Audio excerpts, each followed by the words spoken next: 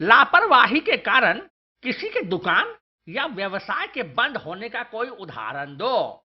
Sir, रंडी का pregnant होना। क्या? सर, अगर रंडी अपने धंधे में लापरवाही दिखाएगी तो वो प्रेग्नेंट नहीं हो जाएगी सर।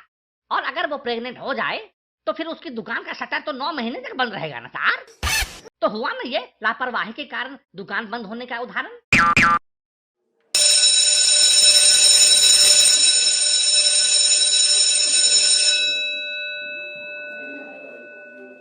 बच्चों, आज हम बिजनेस यानी के व्यवसाय के बारे में पढ़ेंगे। अगर किसी को पता है कि बिजनेस किसे कहते हैं तो बताओ। सर, बिजनेस का मतलब लेनी देनी होता है। लेनी देनी? अबे लेनी देनी से क्या मतलब है तेरा बे? मतलब ये है सर कि अगर मान लीजिए कि शीला मुझे देगी तो मैं तो मजे में उसकी ले लूंगा, और बदले में मैं जो उसे 150 रुपये थमा दूंगा तो वो उसे खुशी खुशी ले लेगी। यही है लेनी देनी सर। अबे ये लेनी देनी क्या बक रहा है बे? खुल के समझा। ओफो, आप भी ना सर। अरे लेनी देनी का मतलब है कि इस हाथ दे उस हाथ ले।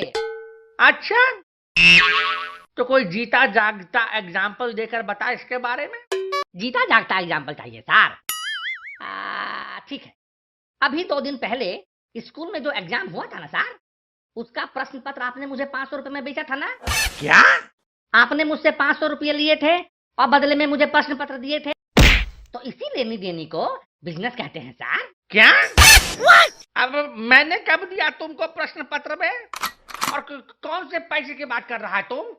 अब झूठ बोल रहा है तुम हमसे। सर, जरा इधर तो आइए। ये तो मुझे मालूम है कि ये झूठ है, ये आपको मालूम है कि ये झूठ है, पर ये प्रिंसिपल सर को नहीं ना मालूम है सर। सोचिए कि अगर ये बात प्रिंसिपल सर को मालूम हो जाए तो आपका क्या होगा सर?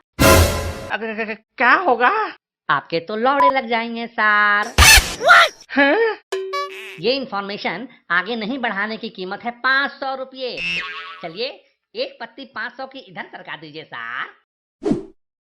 देखा सर, अब तो आपको समझ में आ गया होगा ना। क्या? यही कि बिजनेस किसको कहते हैं।